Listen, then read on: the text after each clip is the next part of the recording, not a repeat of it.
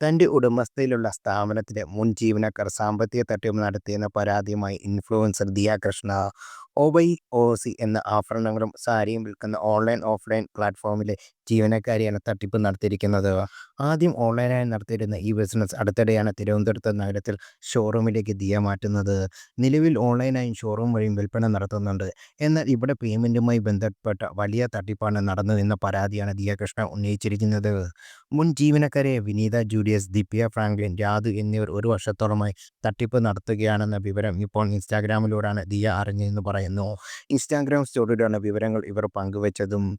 കടയിലും ഓൺലൈനും ഓഫ്ലൈനിലുമായി കടയുടെ യാഥാർത്ഥ്യ പേയ്മെന്റ് സ്കാനിങ്ങിന് പകരം ആരോപിതരായ ജീവനക്കാരെ തങ്ങളുടെ സ്വന്തം നമ്പറുകൾ നൽകിയാണ് ഇവന്ന് ദിയ പറയുന്നു. കടയിലും ഓൺലൈനായും നൽകിയിട്ടുള്ള സ്കാനർ വർക്കാവുന്നില്ലെന്ന് പറഞ്ഞുകൊണ്ടാണ് ഇവർ സാധനം വാങ്ങുന്നവരെ തങ്ങളുടെ നമ്പറിലേക്ക് പണം അയക്കാൻ ആവശ്യപ്പെടുന്നത്. പ്രീമിയം കസ്റ്റമേഴ്സ് കേന്ദ്രീകരിച്ചുകൊണ്ടാണ് ഇവർ പ്രധാനമായും തട്ടിപ്പ് നടത്തിയത്. ഒരാളിൽ നിന്ന് 50,000 രൂപ വരെ തട്ടിയെടുത്തു. നിരവധി കസ്റ്റമേഴ്സിനെ തന്നെ ഇത്തരത്തിൽ പറ്റിച്ചു എന്ന് ദിയ പറയുന്നു. മുൻ ജീവനക്കാർ യഥാർത്ഥത്തിൽ QR കോഡിന് പകരം സ്വന്തം നമ്പർ നൽകുകയും എന്ന് എല്ലാവരും ജാഗ്രത പാലിക്കണമെന്ന് ഒരു ദിയ സ്റ്റോറിയോടെ ദിയ ഇൻസ്റ്റാഗ്രാമിൽ പങ്കുവച്ചിരുന്നു. ഇതിനു പിന്നാലെ നിരവധി പേരാണ് ദിയയ്ക്ക് ഇത്തരത്തിൽ ജീവനക്കാർ പറഞ്ഞത് പ്രകാരം അവർ നൽകിയ നമ്പറിലേക്ക് പണം നൽകിയെന്ന് ദിയയെ അറിയിച്ചത്. ഇതിന്റെ സ്ക്രീൻഷോട്ട് തുടർന്ന് സ്റ്റോറിയിൽ ദിയ പങ്കുവച്ചിട്ടുണ്ട്. നിയമപരമായി മുന്നോട്ടു പോകാനാണ് തീരുമാനമെന്നും ജീവനക്കാരുടെ കൂടുതൽ വിവരങ്ങൾ വൈകാതെ പങ്കുവയ്ക്കുമെന്ന് ദിയ അറിയിച്ചു.